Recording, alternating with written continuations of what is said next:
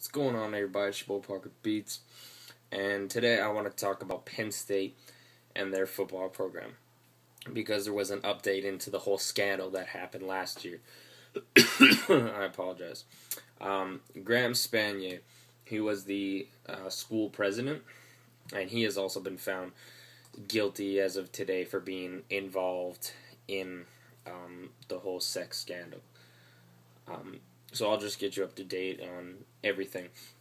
When I was growing up, I loved sports, and I loved to just watch them. I didn't really care about any of these stories or stories about contracts or whatever. I just cared about who won or who lost. Now, as I grew up and I started to watch more sports and I started to get interested in other things and learn more about other things, I started to learn about college. Because like I said in my previous video, college, like, sports or whatever is not a big deal till you hit college, right? Just like high school sports wasn't a big deal till you hit high school. So when I heard about this story, I didn't really care for it. And this was last year, but I didn't really care for it. And as I got to hear more and more about it, I started to really realize how bad this was. So there's a guy named Jerry Sandusky, and he was the assistant coach, I think, to Joe Paterno. Now, Joe Paterno was a legend. I can't speak based on personal knowledge of how great he was, but I know he's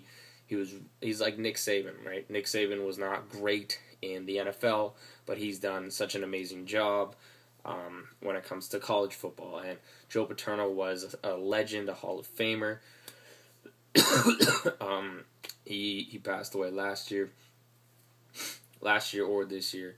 But what saddens me is that whole legacy is just crushed because of something that really disturbed me. So it says at least 8 underage boys who were sexually assaulted by Jerry Sandusky. And they said that it went from, I think it was 1994 to 2009. So there's 52 counts. So he was found... This is Jerry Sandusky. On June 22nd, 2012, he was found guilty on 45 of 48 accounts of sexual abuse, and then sentenced on October 9th, so which was quite recent, to a minimum of 30 years and 60-year prison. I say great. That's great. This guy deserves to die in jail, and it's one of those things that it's sad because it crushes a legacy. How many players actually left that football program? I don't care if they're 5, 6, I don't care about the record. They're just like the Saints. I have lost so much respect for all the players who were involved in well, not the players, I should say, but everybody who was involved in this. The worst part about it was people knew, yet they didn't say anything. They just covered it up. So you find out about somebody who was sexually assaulted. Do you just cover that up and say, well, whatever, you might as well forget about it? No, you would go tell authorities. But with Penn State and Jerry Sandusky, they tried to cover it up. This is what Joe Paterno tried to do for Jerry Sandusky. These players who are forever changed because of these incidents, who all they wanted to do was just go. That's all they wanted to do. They wanted to go and just play football. But instead, they were sexually assaulted. And what do they get out of this? What, gratitude that now he's in jail? I mean, it's a disgusting act for even to just be part of a football program, but let alone you take advantage of these players, and then you go out and you sexually assault them. And they cover that up. I cannot believe this.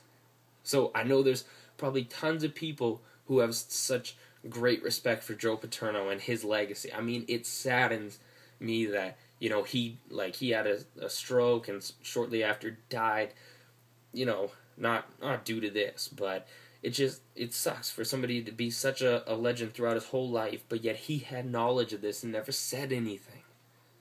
Look, I'm urging anybody, if you have any issues that are related to that, go find help. Do not cover it up. This is a low life move. This is selfish. Pathetic. This guy is such a loser. I'm happy he's in jail because you know what? Everybody who stayed at Penn State, I bet you they're great players. I bet you they're great people. But this goes beyond football. This goes beyond football. This is past football. This is now into the personal lives of people who suffered because of one person. And to me, I don't know about them, but I do not think jail just justifies that. I mean, they're probably thinking things that they wouldn't want to say that could be done to him for all the torture and the pain that he's caused. And to cover it up, it's like, are you serious? It's saddened. Because, I mean, Penn State, right, they got stripped of all of their wins, all of that playing hard and working hard stuff. It's gone out the window. It doesn't even matter anymore. People don't care about it anymore because of what happened. Now, personally, I hope to follow college sports more and learn more about the teams. But honestly, this is past football, right? This just goes right into everybody's life who was affected.